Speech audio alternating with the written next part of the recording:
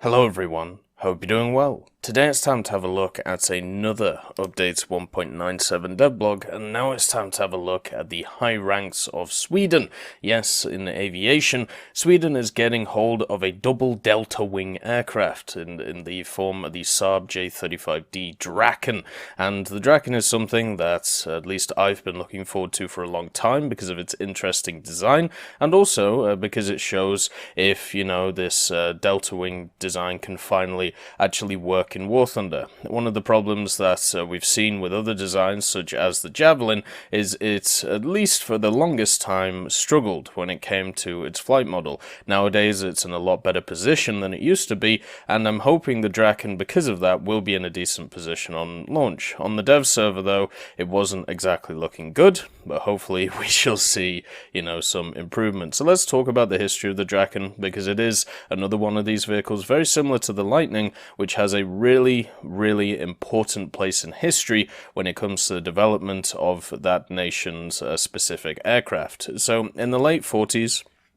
the Swedish Ministry of Defense, they released a set of requirements. They wanted a new jet interceptor, and what they decided was they wanted a machine which was capable of reaching Mach 2, it was going to be able to hunt down transonic bombers, and also be easily maintained and capable of taking off from special public roads. So you can already see that's a pretty tall task for machines. There aren't many at the end of the 40s which would be able to do any of those things, so to make a machine which was able to do all was going to be rough. So Saab began developing an aircraft around all these specifications in the early 50s, and it quickly came to the conclusion that the double delta wing design was the one that they needed to achieve all the requirements asked for. The design, though, was untried, it was also untested, and this led eventually to the creation of the testbed, which became eventually the Draken. This was the Saab 210, and this was not just a test bed for the Draken design, it was also a test bed for the double delta wing idea. So having gained the general ideas past the double delta wing idea, the Saab engineers transferred the newly acquired experience into the development of the actual aircraft to address the requirements of the ministry in the late 40s, and therefore the J35 came about. It undertook its maiden flight in October 1955. It entered service for the Swedish Air Force in March 1960, and there was over 650 Drakens of various modifications built until the end of its production. It also served in Sweden until the late 1990s before it was decommissioned, and it also was served in a bunch of other militaries as well, including Denmark, Finland, and Austria. The Denmark one is actually kind of interesting because it's one of those which more fits NATO standards. So what I mean by that is it has stuff like bomb racks attached to it, it has other stuff like that attached to it, so it can conform to NATO standards, whereas Sweden, which is one of those countries which is not part of NATO, doesn't have to. So there was a lot of talk, at least on the Discord and from other areas, about, well, maybe they add in the Danish Draken just so, you can have those extra options, but it looks like instead we're just getting the standard Swedish one.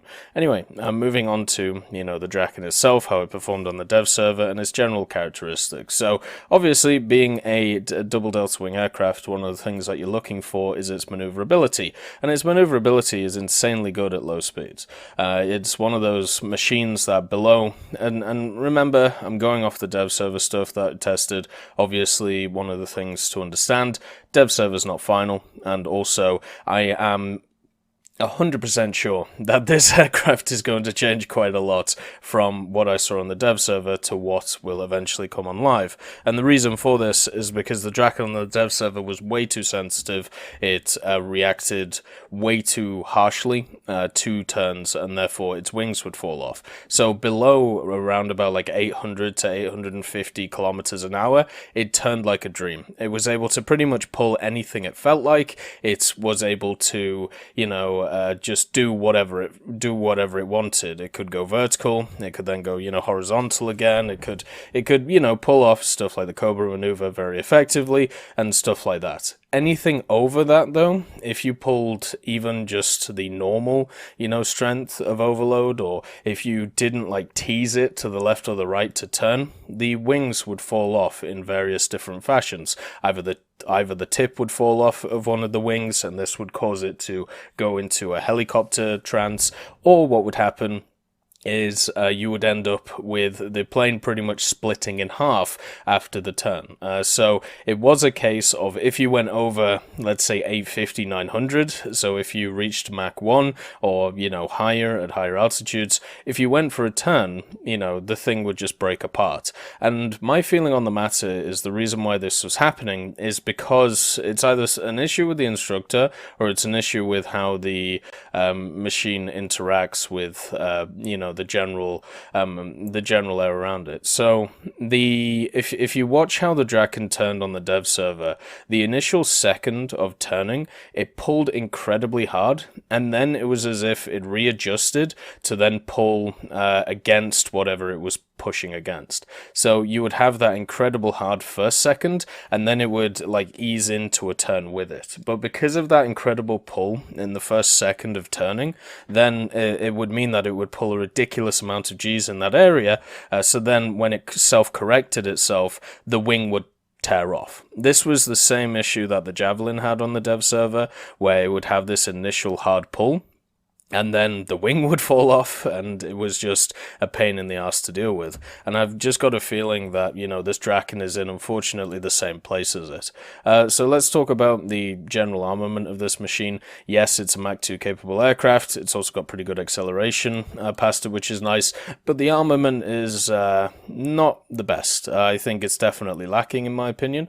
So the first thing is it has a pair of 30mm. These are Akans, or Aidens, just, Swedish named Aidens, and they're really good. You can't go wrong with Aidens. They're present on a lot of top-tier vehicles now, and I would say they're my personal favorite when it comes to jet combat. They have very good high muzzle velocity, very good high rate of fire, do a ton of damage as well. It's just a great combo. The place where these guns are located, though, is you can kind of see it in this picture. They are halfway down the wing. You can see it near the wheel on the picture if you want to put it there.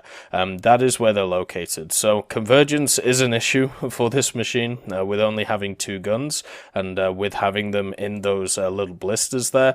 It pretty much means that your convergence it's not centrally mounted, so your convergence is going to make a massive difference when using this vehicle. You also don't have a ton of rounds, so you have 90 rounds per gun, so 180 overall.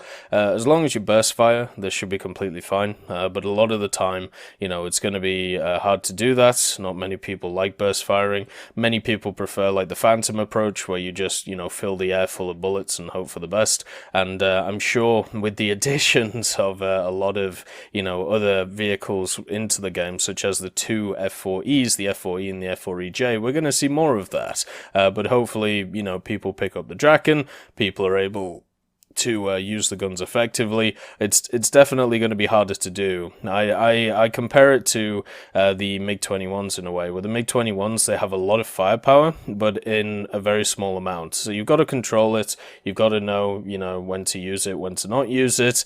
It's not just a spray and pray thing. Now, it also has access to 4 RB24s.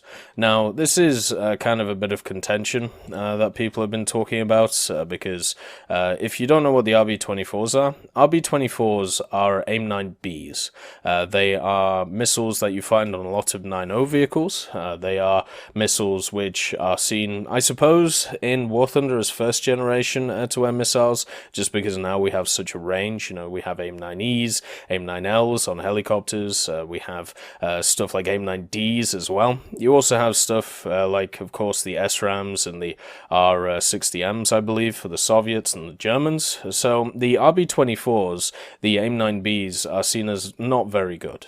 You know, they're not great because they only have a maximum overload of 10 Gs, which recently got buffed. It used to be like 6 Gs, I think. Their tracking is not the best, and overall they're just not the best missile, especially when you look at this vehicle being a 10.0 to 10.3 vehicle. But for me, when I think about it, because of the Draken's really good maneuverability, I think as long as you stick to the doctrine as you use the missiles to make people maneuver, then you can follow them in the maneuver and finish them off with the guns, I think it'll be okay. You know, I don't actually think the Draken needs strong missiles. I think what it needs is a way to be able to control the opponent, and then it can easily deal with that opponent with the excessive maneuverability that the Draken has. Like, it's kind of as simple as that. So if they can get the flight model correct, and if they can make it so this machine is able to manipulate itself to get on the back of many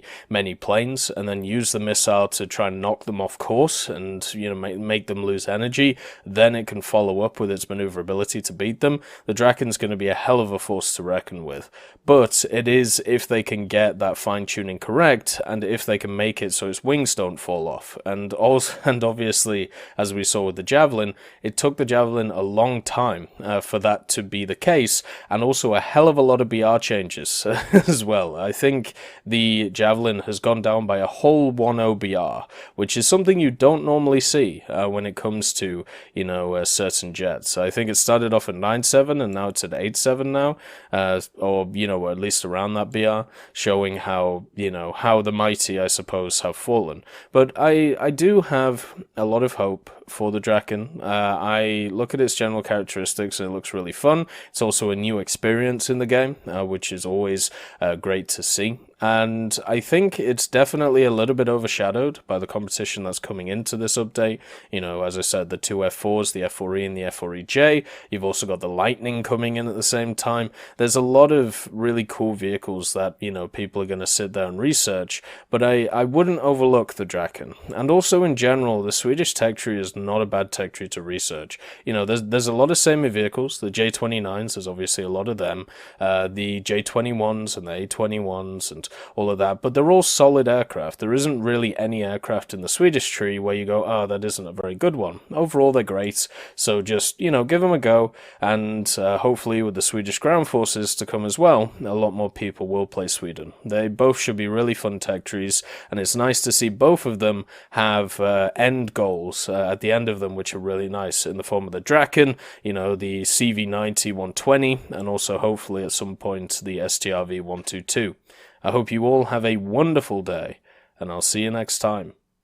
I just want to thank Ambrosius McClellan, B. Young, Blackie, Chris Giltnane, Daniel Stanton, Jay Wilt, John Ryman, Martinez, Super Cacti, Trigger Hippie, Eugens Terry, and also Elove Goat and Samuel Slick for supporting the channel.